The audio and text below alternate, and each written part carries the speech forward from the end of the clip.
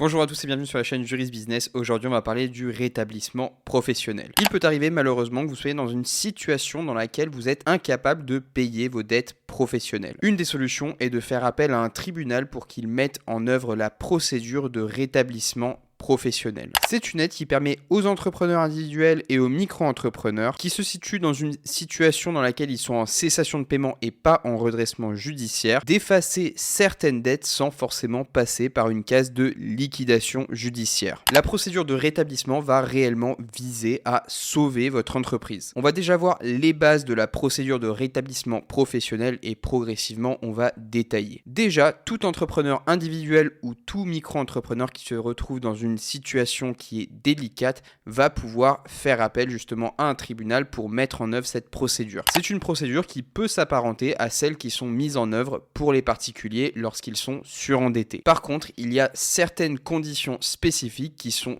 toutes distinguées dans le code de commerce qu'il va falloir satisfaire évidemment. Donc attention, ça va être le tribunal de commerce qui va être évidemment compétent lorsque l'activité va être commerciale ou artisanale et ça va être le tribunal judiciaire, donc le TJ, qui va être compétent pour toutes les autres activités. Donc comme je vous l'ai dit, il y a plusieurs critères à satisfaire pour pouvoir bénéficier de cette procédure et le premier critère, c'est que l'entreprise individuelle ou la micro-entreprise doit avoir au moins 1 an. Donc le premier critère est un critère d'ancienneté. Il faut au moins 1 année d'exercice pour qu'on puisse activer cette procédure de rétablissement professionnel. Les jeunes entreprises qui viennent d'être créées ne pourront donc pas en bénéficier. Donc faites très attention à ça parce qu'il y a un critère qui est un critère d'ancienneté. Ensuite, deuxième critère, c'est en rapport avec la trésorerie. La trésorerie de l'entreprise individuelle doit être insuffisante pour pouvoir régler toutes les dettes professionnelles. Forcément, sinon on ne ferait pas appel à un tribunal pour mettre en place cette procédure. Dans ce cas de figure, une procédure de redressement judiciaire ne pourrait pas non plus être mise en place. C'est vraiment la seule possibilité viable. Ensuite, troisième critère, c'est que son actif doit être inférieur à 15 000 €. L'actif va inclure tous les biens et tous les droits professionnels, le matériel, les créances, les brevets, etc., etc. Et c'est aussi le cas du patrimoine personnel et on ne compte pas la résidence principale parce qu'elle est déjà insaisissable d'office par les créanciers professionnels. Ça, c'était la loi Macron. Ensuite, l'entreprise ne doit pas être en procédure de liquidation judiciaire. C'est aussi un critère qui est très important. Et elle ne doit pas avoir fait l'objet d'une procédure judiciaire dans les 5 années précédentes. Et elle ne doit pas non plus avoir été ou être impliqué dans un procès prud'homal. Là, en l'occurrence, on n'a pas une antériorité, on ne nous dit pas dans un délai de 5 ans, 6 ans, 10 ans, on ne sait pas, c'est vraiment figé. Donc, pour moi, il ne faut pas que l'entreprise ait été tout court impliquée dans un procès prud'homal, basta. Maintenant, on va voir les dettes qui ne peuvent pas être effacées par cette fameuse procédure de rétablissement professionnel. Ça va être les congés payés, les salaires, etc. Tout ça, ça ne va pas tomber en fait sous le joug, ça ne va pas pouvoir faire partie de cette procédure de rétablissement professionnel. On a aussi les créances alimentaires comme les pensions alimentaires par exemple. On a les créances qui sont nées d'une infraction pénale qui aurait été commise par l'entrepreneur individuel. Tout ça, c'est aussi exclu. On a aussi les créances liées aux biens qui auraient été acquis dans le cadre d'une succession. Donc cette succession doit avoir été ouverte pendant la procédure. Voilà, c'est quand même quelque chose qu'il faut noter. On a aussi les créances qui seraient dues par exemple pour des dommages et intérêts dans le cadre d'un dommage qui aurait été corporel à quelqu'un et les créances de remboursement des cautions ou des personnes qui auraient consenti à une garantie. Tout ça, c'est aussi exclu de la procédure de rétablissement professionnel. Maintenant que vous savez que vous cochez toutes les cases pour faire une demande de procédure, on va voir comment demander un rétablissement professionnel. Déjà, la première étape va consister à remplir le CERFA 1053001.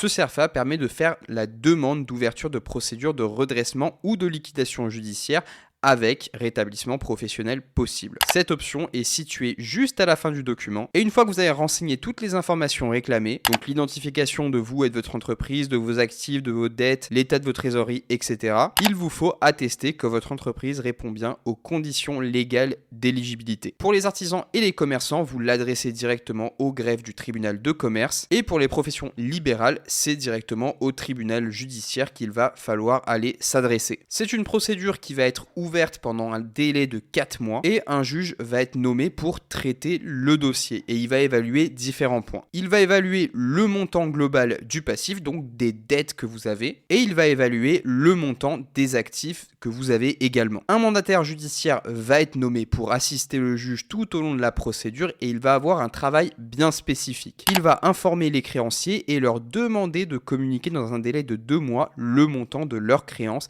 et la date des échéances. Dans cette procédure, l'entrepreneur individuel continue à gérer son entreprise contrairement à la liquidation judiciaire par exemple où c'est un administrateur judiciaire qui va gérer l'entreprise à sa place. Attention, la procédure n'entraîne pas l'arrêt des procédures judiciaires s'il y en a. S'il y a redressement, il peut reporter des créances de 4 mois au maximum ou suspendre une procédure ou des saisies. Et la procédure de rétablissement professionnel va entraîner quelque chose de très intéressant qui est l'effacement de toutes les créances, qu'elles soient professionnelles ou personnelles lorsqu'elles sont antérieures au jugement d'ouverture de la procédure de rétablissement. Il faut noter quand même que si le montant du passif total est disproportionné par rapport à la valeur de l'actif, aucune dette ne sera effacée. En cas de mauvaise foi avérée, la procédure de rétablissement professionnel peut être abandonnée au profit d'une liquidation judiciaire. Maintenant, vous savez tout sur la procédure de rétablissement professionnel. Je vous invite à cliquer sur l'une des vidéos qui apparaissent à l'écran.